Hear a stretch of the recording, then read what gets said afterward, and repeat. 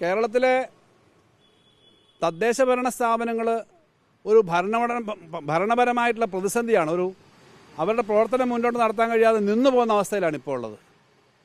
അത് സംസ്ഥാന ഗവൺമെൻറ് അവർക്ക് അർഹമായി നൽകേണ്ട വിഹിതം നൽകാത്തത് കൊണ്ടാണ്. സത്യത്തിൽ കേരളത്തിൻ്റെ ചരിത്രത്തിൽ ഇങ്ങനെ പണം നൽകാത്തൊരവസ്ഥ ഉണ്ടായിട്ടില്ല. ഇന്നും അദ്ദേഹം പറയുന്നത് എന്നും ഇങ്ങനെയൊക്കെയാണ്, എന്നെക്കൊണ്ടൊന്നും പറയിപ്പിക്കരുതെന്നാണ് സാധാരണ പത്രക്കാരോട് പറയുന്നത്. എന്നെക്കൊണ്ടെന്തോ പറയിപ്പിക്കരുതെന്നാണ് പറയാനുള്ളതെല്ലാം പറയുന്നത്. മുഖ്യമന്ത്രി എന്തിനാണ് പറയാതിരിക്കുന്നത്? എന്നെക്കൊണ്ടൊന്നും പറയിപ്പിക്കരുതെന്നതിനാണ് മുഖ്യമന്ത്രി പറയുന്നത്. മുഖ്യമന്ത്രി പറയാനുള്ളതെല്ലാം പറയണം എന്നാണ് തദ്ദേശ സ്വയംഭരണ സ്ഥാപനങ്ങൾക്ക് അങ്ങനെ പണം കൊടുക്കാതിരുന്നത്. കഴിഞ്ഞ 5 വർഷക്കാലമോ 10 വർഷക്കാലമോ പണം കൊടുക്കാതിരുന്നോ? ഇവിടെ അദ്ദേഹം ചുമതല ഏറ്റെടുത്തപ്പോൾ ഗവൺമെൻറ് ഒരു ധവളപത്രം ഇറക്കി.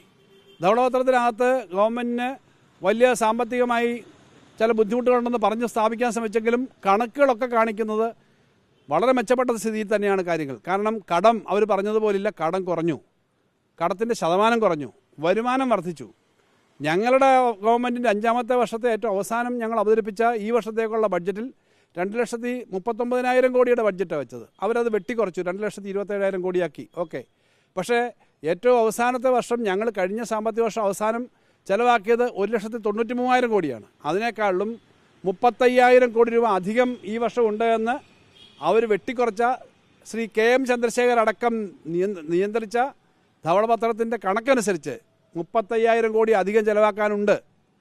അത്രയും പണം അധികം ഉണ്ടായിട്ടും എന്തിനാണ് പഞ്ചായത്തിന് പൈസ കൊടുക്കാതിരിക്കുന്നത്? ആ പണം അധികം ഉണ്ടെന്ന് അവർ അംഗീകരിച്ചാണല്ലോ. ഇത്രയും പണമുണ്ട്. ഒരു സംസ്ഥാനത്തിനും, കേരളത്തിലെ ഇന്ത്യയിലെ ഒരൊറ്റ സംസ്ഥാനത്തിനും കഴിഞ്ഞ വർഷത്തെ ആക്ച്വൽ ബഡ്ജറ്റിനേക്കാളും 15% ബഡ്ജറ്റ് കൂട്ടിവെക്കാൻ പണമില്ല എന്ന് ഞാൻ പറയുന്നു. കേരളത്തിൽ 15% പണമുണ്ട്, വർദ്ധിപ്പിക്കാൻ പണമുണ്ട് എന്നുള്ളത് തന്നെ കേരളത്തിൻ്റെ സാമ്പത്തിക സ്ഥിതി വലിയ മെച്ചമാണ് ഇപ്പോഴെന്നുള്ളത് വ്യക്തമാക്കുന്നതാണ്. ഞങ്ങൾ ഈ സംസ്ഥാനത്തിൻ്റെ താല്പര്യം നോക്കി തന്നെയാണ് ഗവൺമെൻറ് ഭരിച്ചിട്ടുള്ളത്. അങ്ങനെ വന്നു. അതിൻ്റെ ഏറ്റവും പ്രധാനപ്പെട്ട കാര്യം 10,000 കോടിയാണ് ഈ വർഷം കേന്ദ്രത്തിൻ്റെ നികുതി വിഹിതത്തിൽ വർധനവ്. ഞങ്ങൾ 16ാം ധനകാര്യ കമ്മീഷന് മുമ്പിൽ കൊടുത്ത മെമ്മോറാണ്ടങ്ങളുടെയൊക്കെ കാര്യങ്ങളുടെ അടിസ്ഥാനത്തിൽ അവർ വിലയിരുത്തി 10,000 കോടിയാണ് ഈ വർഷം അധികമായിട്ട് അതുമാത്രം വരുന്നത്. കഴിഞ്ഞ ദിവസം മലയാള മനോരമ പത്രം തന്നെയാണല്ലോ, മറ്റു പത്രങ്ങളും പ്രസിദ്ധീകരിച്ചു, 6,000 കോടിയിലധികമാണ് ആദ്യത്തെ ക്വാർട്ടറിൽ ടാക്സ് വരുമാനം വർദ്ധിച്ചത്. അത് VD സതീശൻ സർക്കാർ പ്രവർത്തിച്ചിട്ടല്ലല്ലോ. കഴിഞ്ഞ മാർച്ച് മാസം കഴിഞ്ഞ് ഏപ്രിലും മെയ്യിലും ജൂണിലും കൂടി നടന്ന കാര്യങ്ങളൊന്നും ഈ ഗവൺമെൻറ് വന്നിട്ടില്ല. അവർ സത്യപ്രതിജ്ഞ ചെയ്യുന്നതിന് മുമ്പ് തന്നെ വന്ന വളർച്ചയാണ്. 6,000 ചില്ലാനം കോടിയാണ് ആ 3 മാസത്തെ ടാക്സ് വിഹിതം മാത്രം വർദ്ധിച്ചത്. ബോറോയിങ്, കടമെടുക്കുന്നതിനകത്തും റെക്കോർഡ് കളക്ഷൻ തന്നെ ഇപ്പോൾ നടത്തി. ഇതെല്ലാം ഉണ്ടായിട്ടും അവരെന്താ ചെയ്തത്? ബഡ്ജറ്റിനകത്ത് പ്ലാനിന്, പഞ്ചായത്തിൻ്റെ പ്ലാൻ 1,500 കോടി കുറച്ചു. കഴിഞ്ഞ വർഷം ഞങ്ങൾ മാർച്ച് മാസം 31-ാം തീയതി അവസാനിക്കുന്ന ആ വർഷം ഞങ്ങൾ പഞ്ചായത്തുകൾ കൊടുക്കേണ്ട 3 ഗഡുവാണ് പഞ്ചായത്ത് 3 തരം ഫണ്ടാണ് കൊടുക്കുന്നത്. ഒന്ന് ഈ GPF മാസം തോറുമുള്ള ഒരു 200-300 കോടി കൊടുക്കും, അതെല്ലാ മാസവും കൊടുക്കും. രണ്ടാമത്തേത് മെയിൻ്റനൻസ് ഗ്രാൻറ്റ്, മൂന്നാമത്തെ development fund. Maintenance grant, development ഫണ്ടും മാസം തോറും അല്ല കൊടുക്കുന്നത്, 3 ഗഡുക്കളാണ്, ഒരു വർഷം 3 ഗഡുക്കളായി കൊടുക്കും. ഞങ്ങൾ ഡെവലപ്മെൻറ്റ് ഫണ്ടിൻ്റെ ഏറ്റവും അവസാന ഗഡു മാർച്ച് മാസത്തിൽ ഞങ്ങൾ കൊടുക്കാൻ ഓർഡർ ഇട്ടപ്പോൾ തെരഞ്ഞെടുപ്പ് കമ്മീഷൻ്റെ അനുമതി ഉണ്ടെങ്കിൽ മാത്രമേ കൊടുക്കാൻ പറ്റൂ എന്നൊരു സ്റ്റാൻഡ് വന്നു. ചീഫ് സെക്രട്ടറിയും ഫൈനാൻസ് സെക്രട്ടറിയും തെരഞ്ഞെടുപ്പ് കമ്മീഷൻ എഴുതി, അനുമതി കിട്ടിയില്ല. മറ്റുള്ള ഫണ്ടുകൾ ഏകദേശം 10,000-ലധികം കോടി രൂപ പ്ലാനിൽ നിന്ന് മാത്രം കൊടുത്തു. ഞാനീ പറഞ്ഞ മെയിൻ്റനൻസ് ഗ്രാൻറ്റ് കൂടാതെ അതൊക്കെ കൊടുത്ത പണമാണ്. ഏറ്റവും അവസാനത്തെ ഗഡു കൊടുക്കാൻ താമസിച്ചു, ഇലക്ഷൻ കമ്മീഷൻ അനുവാദം തന്നില്ല. പക്ഷേ പണമുണ്ടായിരുന്നു. ഞങ്ങൾ ആ മാർച്ച് മാസം അവസാനിക്കുമ്പോൾ 6,300 കോടി രൂപ ഖജനാവിൽ അധികമുണ്ട്. അത് 2,300 കോടി ഇങ്ങനെ കൊടുക്കാനുള്ളതാണ്. സാധാരണഗതി സ്പിൽ ഓവറായിട്ട് അടുത്ത വർഷം ഏപ്രിലിൽ കൊടുത്തില്ല. അപ്പോൾ ആ സ്പിൽ ഓവർ കൊടുത്തിട്ടില്ല. അതുകൂടാതെ ഇപ്പോൾ കൊടുക്കേണ്ട ഏപ്രിൽ മെയ് ജൂൺ മാസങ്ങളിലാണ് ആദ്യത്തെ ഒരു ഗഡു കൊടുക്കേണ്ടത്, അത് കൊടുത്തിട്ടില്ല. എന്നിട്ട് പറയുന്നത് ചോദിക്കുന്നവരുടെ ചൂടാവുകയാണ്, ദേഷ്യപ്പെടുകയാണ്. അങ്ങനെ ദേഷ്യപ്പെടേണ്ട ചുമതലയല്ല മുഖ്യമന്ത്രിയുടേത്. കൊടുക്കാനുള്ള പണം കൊടുക്കണം. ഇപ്പം പഞ്ചായത്തുകൾക്ക് എന്താ സ്ഥിതി, തദ്ദേശ സ്ഥാപനങ്ങൾക്ക് എന്താ സ്ഥിതി? അവിടെ പാലിയേറ്റീവ് സെൻ്ററുകൾ കൊടുക്കാനില്ല, അംഗൻവാടിക്ക് പൈസ കൊടുക്കാനില്ല, അവിടുത്തെ ഓട്ടിസം സെൻ്ററുകളിൽ പണം കൊടുക്കാനില്ല, പാലും മുട്ടയും മേടിച്ച് കൊടുക്കാനില്ല. പണം കൊടുക്കാൻ ധാരാളമുണ്ട്. ഈ പണം കൊടുക്കാതിരിക്കുന്നത് എന്ത് ന്യായമാണ്?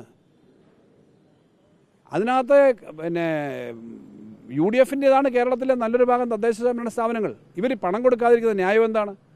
എന്നിട്ട് അതിന് പറയുമ്പോഴും എന്നെക്കൊണ്ട് കൂടുതലൊന്നും പറയിപ്പിക്കരുതെന്ന് പറയും. കൂടുതൽ പറഞ്ഞോട്ടെ എന്ന് പറയാനാണല്ലോ, മുഖ്യമന്ത്രിക്ക് എന്താ പറഞ്ഞുകൂടെ? അപ്പോൾ ഈ പണം കൊടുക്കുന്നില്ല. അതിനൊക്കെ എപ്പോഴും ഇതിപ്പോൾ ഗവൺമെൻറ് വന്നിട്ട് 3-4 മാസമായല്ലോ, 3 മാസം കഴിഞ്ഞല്ലോ. തെരഞ്ഞെടുപ്പ് കഴിഞ്ഞ മാർച്ച് മാസം കഴിഞ്ഞിട്ട് ഗവൺമെൻറ്റിൻ്റെ ഫങ്ഷൻസ് ഇലക്ഷൻ ആയതുകൊണ്ട് ഏപ്രിൽ മെയ് ജൂൺ ജൂലൈ 4 മാസമായിട്ട് കാര്യങ്ങളൊന്നും നടക്കുന്നില്ല. അപ്പോൾ ഇവരല്ലേ ചെയ്യേണ്ടത്? അപ്പോൾ പണമില്ലാത്തതുകൊണ്ടല്ല, പണത്തിൻ്റെ വളർച്ചയില്ലാത്തതുകൊണ്ടല്ല, കൊടുക്കുന്നതിന് വലിയ തടസ്സം വരുന്നുണ്ട്. അതുകൊണ്ട് താഴെ ലെവലിൽ വലിയ തോതിലുണ്ടാകുന്ന ബുദ്ധിമുട്ടുണ്ടാകുന്നുണ്ട്. ബുദ്ധിമുട്ടുണ്ടാക്കുന്നത് ഗവൺമെൻറ്റിന് ഒരു പുതിയ കാര്യമല്ലെന്ന് നമുക്കറിയാം. എല്ലാത്തിനകത്തും യു ടേൺ എന്ന് പറയുന്ന പോലെ എല്ലാം മാറ്റിമറിച്ച് പറഞ്ഞുകൊണ്ടിരിക്കുകയാണ്. എന്തായാലും ഇലക്ട്രിസിറ്റിയുടെ കാര്യത്തിനകത്ത് തന്നെ നിങ്ങൾക്കറിയാം, വൈദ്യുതി കട്ട് ഈ വർഷത്തെ വൈദ്യുതി കഴിഞ്ഞ വർഷം തന്നെ LDF ഗവൺമെൻറ് എടുത്തുകൊണ്ട് പോയതുകൊണ്ടാണ് ഇത്രയും കട്ട്. അങ്ങനെ വേണേൽ പറയും. ഈ വർഷത്തേക്ക് ഉപയോഗിക്കാനുള്ള കറണ്ട് മൊത്തം കഴിഞ്ഞ LDF ഗവൺമെൻറ് കൊണ്ടുപോയി കളഞ്ഞു.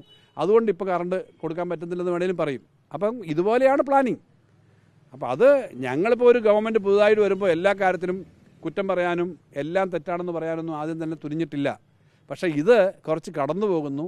തദ്ദേശ സ്ഥാപനങ്ങൾക്ക് പണം കൊടുക്കുന്നില്ല, വൈദ്യുതി മേഖലയിലെ പ്രശ്നങ്ങളുണ്ട്. എല്ലാ മേഖലയിലും ഇത് തുടർന്നു പോകുന്നത് ഭൂഷണമല്ല. വകുപ്പുകളുടെ ചെലവുകൾ വല്ലാതെ വെട്ടിക്കുറയ്ക്കണമെന്ന് പറയുന്നു. പുതിയ സർക്കുലർ ഇറങ്ങിയെന്നാണ് പറയുന്നത്. അപ്പോൾ അതൊക്കെ വരുമ്പം കേരളത്തിനെ എല്ലാ മേഖലയിലും ബാധിക്കും. വാസ്തവത്തിൽ ഒരു ഗവൺമെൻറ് ചെയ്യാൻ പാടില്ലാത്ത കാര്യങ്ങളാണ് അവർ ചെയ്തുകൊണ്ടിരിക്കുന്നത്.